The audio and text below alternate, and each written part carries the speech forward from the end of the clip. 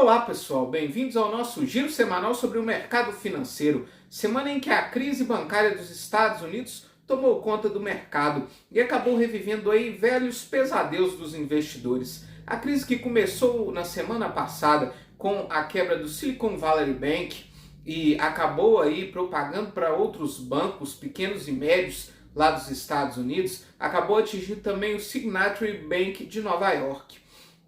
O Banco Central dos Estados Unidos, juntamente com a Secretaria do Tesouro, acabaram agindo rápido para tentar aí garantir o valor depositado nesses bancos por parte dos investidores, para evitar aí uma corrida de saques nos bancos menores. Mas mesmo assim, isso não evitou que um outro banco, o First Republic, também tivesse problemas financeiros essa semana.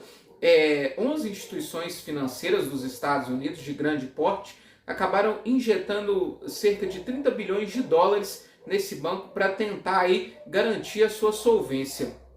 Além disso, o Banco Central dos Estados Unidos injetou cerca de 300 bilhões de dólares essa semana na economia para tentar afastar uma crise de crédito.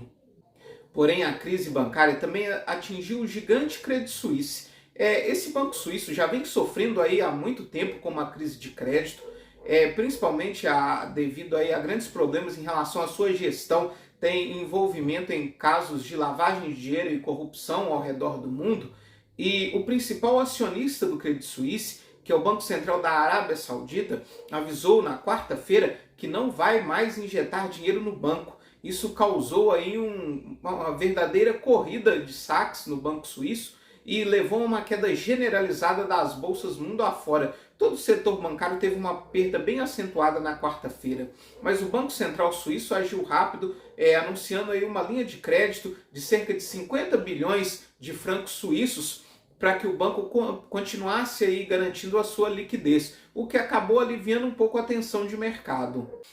Tudo isso acabou revivendo na memória do investidor a crise bancária de 2008, que começou logo após a quebra do Lehman Brothers, que acabou se espalhando aí por todo o sistema financeiro dos Estados Unidos e acabou contaminando toda a economia global. Isso causou aí uma das maiores crises desde a última depressão lá nos Estados Unidos, e tudo começou com a quebra do Lehman Brothers, que estava aí, extremamente alavancado, principalmente nos chamados créditos podres. Por isso a crise ficou conhecida aí como a crise do subprime, que é de créditos que não possuem garantia ou têm garantia de origem duvidosa.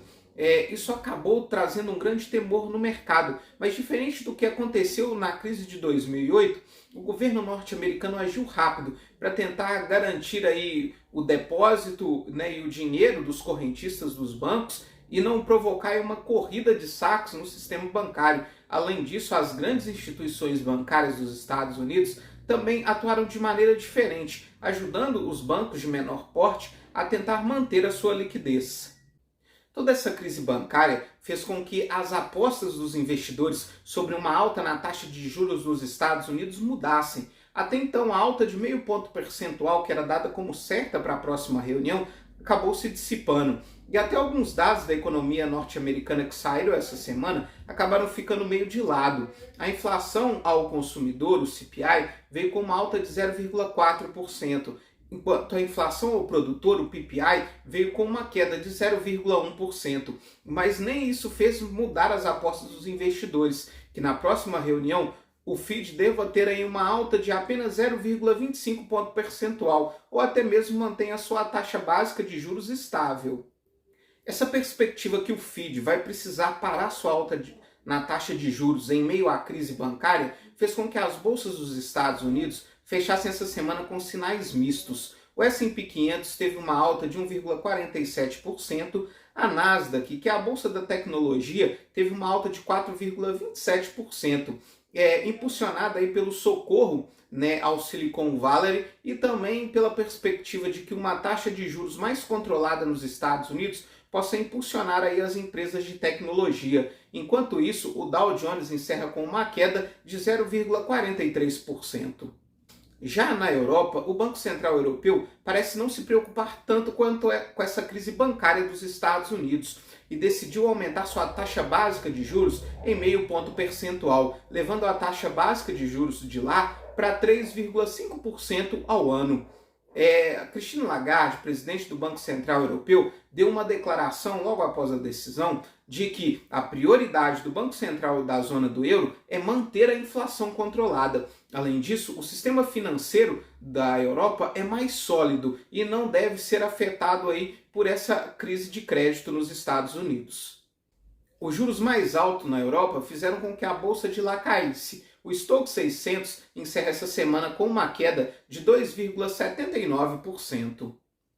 Quem sofreu com o temor de uma crise global foi o petróleo. Teve uma queda de 12,16% essa semana e encerra com o barril Brent, referência para a Petrobras, cotado aos $72,71.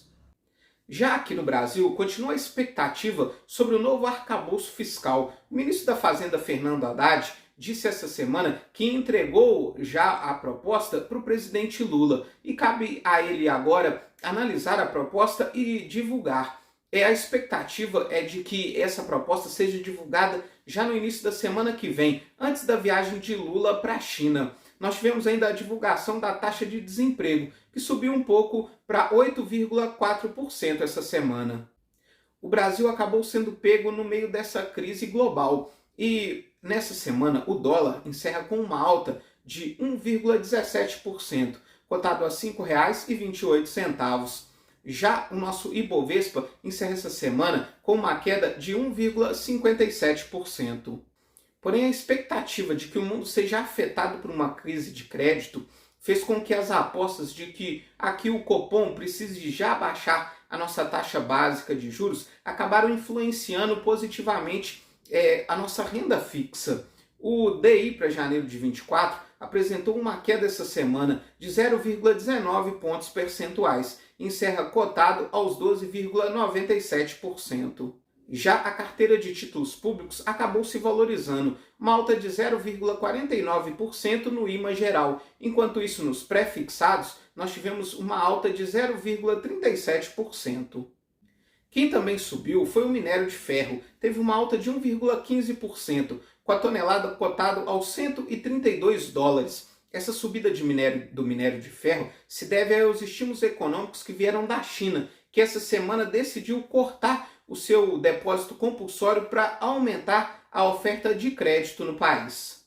Falando ainda do Brasil, a Secretaria da Fazenda cortou a expectativa de crescimento do PIB para essa semana, de 2,1% para 1,6%.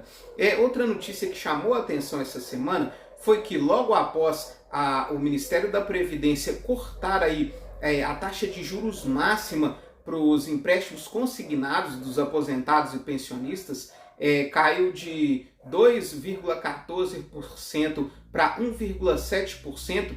Isso acabou fazendo com que os principais bancos do Brasil cortassem os novos empréstimos consignados para os aposentados e pensionistas do INSS. Os bancos alegaram que com essa nova taxa de juros acaba inviabilizando a operação. Até mesmo os bancos estatais, como o Banco do Brasil e Caixa Econômica, estão com novos empréstimos suspensos no momento. Um lugar onde a crise parece não ter fim é a Argentina. No mês de fevereiro, eles registraram uma alta na inflação de 6,6%. A inflação acumulada em 12 meses na Argentina alcançou os incríveis 102,5%. Tentando aí conter a inflação, o Banco Central da Argentina aumentou sua taxa básica de juros em 3 pontos percentuais. Agora a taxa básica na Argentina é de 78% ao ano, mas nem assim parece conter aí a alta da inflação. Para a semana que vem, nós temos a divulgação do nosso IBC-BR. Enquanto isso, temos decisão de taxa de juros no Reino Unido. Além disso, fica a expectativa pela apresentação do novo arcabouço fiscal. Mas os olhares dos investidores vão estar atentos para quarta-feira. Nós temos decisão de taxa de juros nos Estados Unidos. E a expectativa fica aí por como o FED vai reagir frente à crise bancária dos Estados Unidos. A expectativa é de uma alta de 0,25 ponto percentual. E nós temos também a decisão de taxa de juros aqui no Brasil. A expectativa é de que o Copom mantenha a nossa Selic estável em 13,75, mas a expectativa fica por conta do comunicado, principalmente para a gente tentar entender quais vão ser os próximos passos do Copom. De fato, a gente vai ter uma queda de juros no Brasil ainda esse ano, e como o Copom vai reagir aí a esse novo pacote fiscal, se ele for apresentado antes da reunião, e principalmente em relação à nova crise de crédito. Será que isso pode mudar a postura do nosso Banco Central? A gente vai ter todas essas respostas aí na quarta-feira. Muito obrigado e até a próxima semana.